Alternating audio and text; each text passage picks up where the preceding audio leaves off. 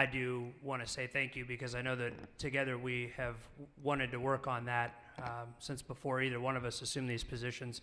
And I think we've done a very good job, and with the help of everybody in this chamber, of returning decorum and respect to the debates and the discussions, even when they're diametrically opposed to each other. And so I do want to thank you for that, because that has been one thing that none of us are going to miss, is the rancor and the hostilities, I guess is lack of a better word, that took place in here. Thank you. So I do appreciate that.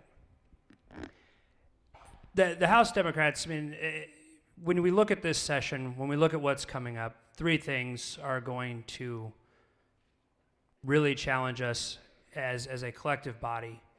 And when you think about jobs and our economic development, our education, and then the problems that we are facing with the budget, I think the most thankless job in here is going to be shared by Ryan Silvey and Representative Lampe in trying to come together with the bipartisan ways to fix the budget shortfall that we have. I don't envy either one of them. But I think that what we need to take a look at is, one, picking up where we left off in making sure that we discuss job development. But in discussing job development, we need to make sure that, again, in our haste to become more business friendly, we do not become anti-worker. Because anti-worker means that is less money that you have to buy goods, which then doesn't allow the companies to create as many jobs.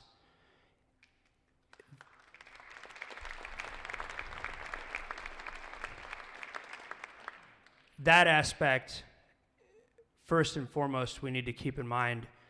But I think that there are programs where we agree. We saw that last year, whether it be with the data centers, whether it be the freight forwarding language, whether it be new ideas like angel investment programs that every state around us enjoy to spur entrepreneurship and small business startups that we don't.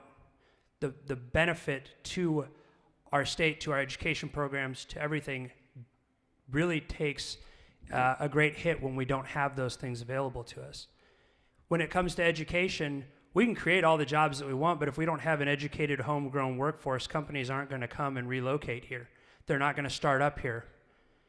And we need to make sure that in any of the education programs and discussions that take place, that one, children are first, the quality education that they so deserve is taken into account, and that at some point we really get into a discussion about not pitting veterans versus our children.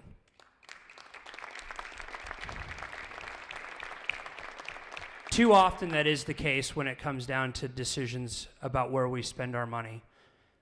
Both are very deserving, both have an incredible impact on our society, and both deserve to be treated equally and with respect and not pitted against each other. The last thing is that on these budgetary items, we need to make sure that those programs that do benefit those that need our assistance the most are not thrown under the bus for the simple fact that it is convenient politically to do.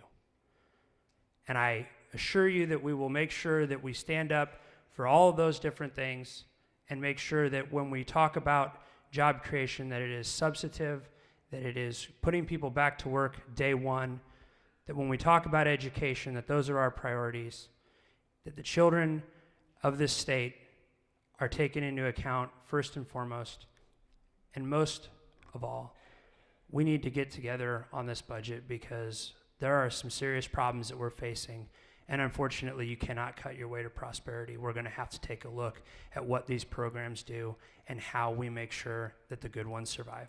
Thank you, Mr. Speaker.